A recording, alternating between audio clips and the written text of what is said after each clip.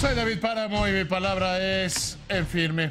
Oigan, vamos a aprovechar este tiempo, vamos a aprovechar este momento para ver si ya de una vez por todas,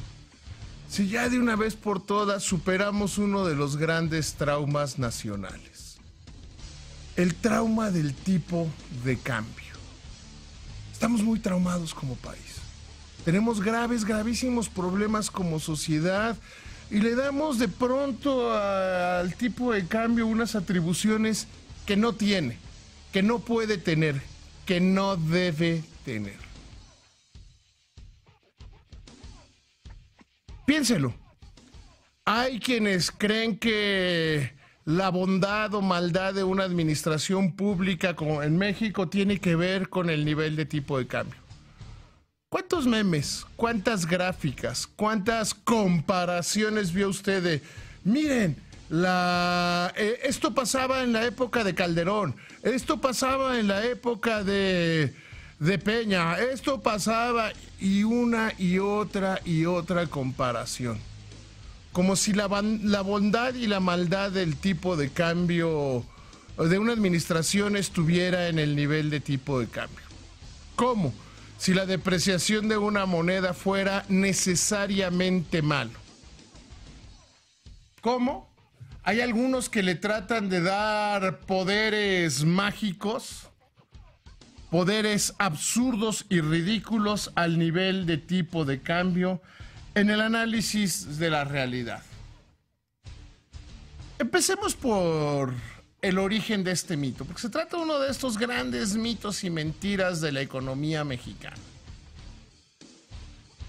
Durante la época del desarrollo estabilizador, es decir, desde 1952 a 1970 y posteriores, México seguía un modelo de tipo de cambio fijo. ¿Cómo funcionaba esto?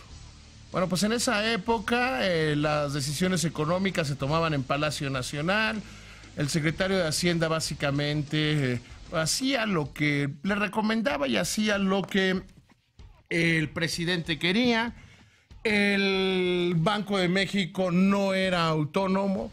Banco de México era una dependencia del gobierno federal. Es decir, el gobernador del Banco Central dependía de las decisiones del secretario de Hacienda. Y en ese entonces se tomó el modelo de tipo de cambio fijo. Es decir, se decidía, pues, ¿a cuánto nos gusta que sea la paridad peso-dólar? ¿Cómo ves 12.50? Sí, 12.50, ¿no? Ok. Y con base en eso, se estructuraba toda la política monetaria, toda la política económica. Se decía, pues a 12.50 ponemos el tipo de cambio a 12.50 y para que nos dé 12.50 tenemos que ajustar esto y el otro. Sí había desbalances, crisis de confianza, fuga de capitales, se había volatilidad en los mercados internacionales y ocurría como pasó en la década de los 70, variaciones abruptas en materia de petroleras, pues en ese momento había que tragársela y tragársela completa. Se contrataban créditos, se usaban reservas, se ajustaba la economía de tal modo que se mantuviera el nivel de tipo de cambio. Cuando el gobierno ya no aguantaba más, cuando el gobierno ya no podía, era cuando venía la devaluación. En este país se usaban fechas mágicas como la Semana Santa. El miércoles santo se devaluaba porque como los mercados iban a estar cerrados, se buscaba evitar la volatilidad. Todavía hasta hace no mucho tiempo en la historia de este país, todavía cuando venía Semana Santa había desajustes en el tipo de cambio que dependían de gente que mantenía el trauma, mantenía el mito del tipo de cambio fijo, del tipo de cambio que era una crisis. Sí, en esa época fue cuando se crearon aquellas frases de una estupidez increíble, pero propia de José López Portillo. José López Portillo decía que iba a defender el peso como un perro. Como si en el nivel de tipo de cambio estuviera la dignidad, el honor, la patria y la vida de los mexicanos. También es otra de estas frases de su muy profunda imbecilidad, decir que el presidente que devalúa, se devalúa. Esto correspondía a un esquema, insisto, de tipo de cambio fijo. Cuando el nivel de tipo de cambio era la última línea de defensa, lo último que quedaba. Si se movía el tipo de cambio era porque ya todo lo demás había fracasado. Todo lo demás se había echado a perder y entonces se tenían que tomar una serie de decisiones económicas. Todos sabíamos que había devaluación y que la devaluación significaba inflación, caída de la economía, desempleo y una gran cantidad de problemas económicos. Desde principios de la década de los 90, lo quiero subrayar y lo quiero dejar particularmente claro para evitar confusiones. Principios de la década de los 90. México camina hacia un nivel de tipo de cambio, primero a través de bandas de flotación, que se decía el tipo de cambio estará entre tal rango y se entraba, y después a un tipo de cambio libre. Cuando se empezó a usar este tipo de bandas de flotación y después se caminó al tipo de cambio libre, había quien decía, pues el tipo de cambio ya se volvió un tiro al blanco. Los especuladores decían, pues ¿dónde fijaron banco? ¿Dónde fijó el gobierno el nivel de tipo de cambio? Pues lo presionamos, hacemos corridas y obteníamos ventaja, obtenemos ganancia y obtenemos utilidades yendo en contra del tipo de cambio. Y en ese entonces fue cuando las bandas se usaban, se dejaron de usar y se recurrió a un esquema de tipo de cambio libre.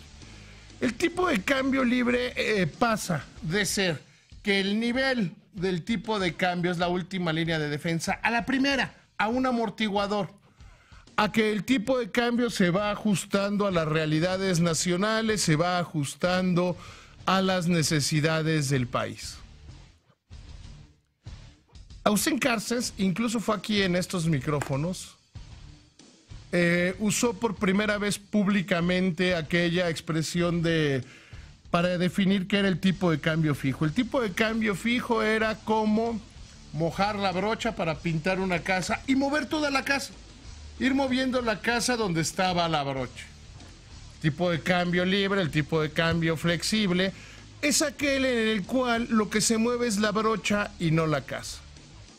Cambiamos radicalmente de modelo desde, insisto, principios de la década de los 90, pero no logramos superar el trauma, porque somos superficiales, porque preferimos los mitos y las mentiras a las realidades, porque creemos que sabemos cuando no sabemos.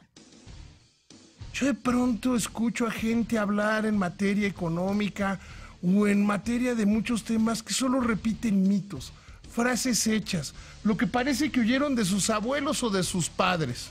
Sí, yo nací en una generación donde decía no habrá devaluación y todo el mundo sabía que ya nos había cargado, que ahí venía la crisis y que ahí venían los problemas. Yo vengo de una generación donde oí al imbécil de José López Portillo jurar que iba a defender el peso como un perro entre lágrimas. Yo vengo de esa generación. Pero el pasado se queda atrás, el pasado está atrás. Adicionalmente, la fortaleza de la economía mexicana, esta que se ha venido construyendo a lo largo de los últimos 30 años, ha hecho que cambie el paradigma. Antes el peso mexicano solo representaba las necesidades, la realidad de la economía mexicana.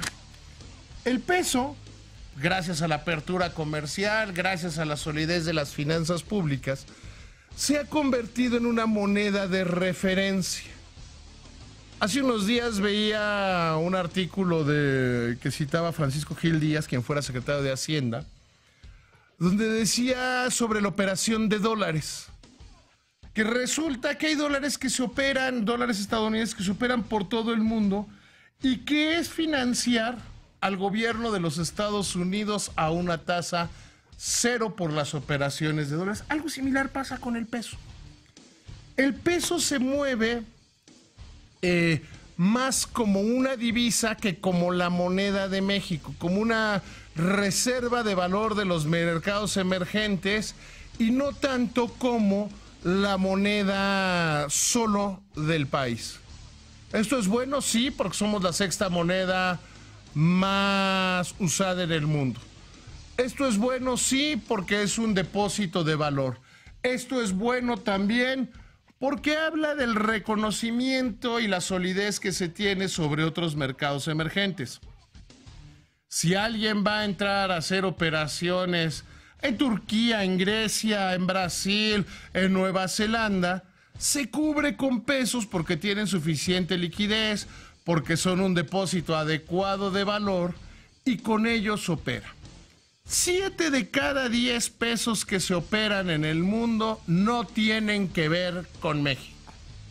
Tienen que ver con operaciones internacionales donde el peso se usa como referencia.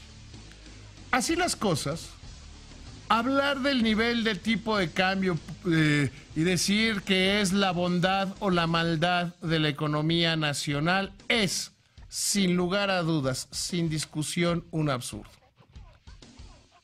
Si usted recuerda, en los días previos a las elecciones, en las semanas previas a las elecciones del 1 de julio, el peso frente al dólar estaba perdiendo valor a una velocidad francamente rápida, francamente acelerada, que incluso llegó a tocar las bandas de 21 pesos por dólar, a estar en los niveles más bajos de los últimos 2 años y cosas de este tipo.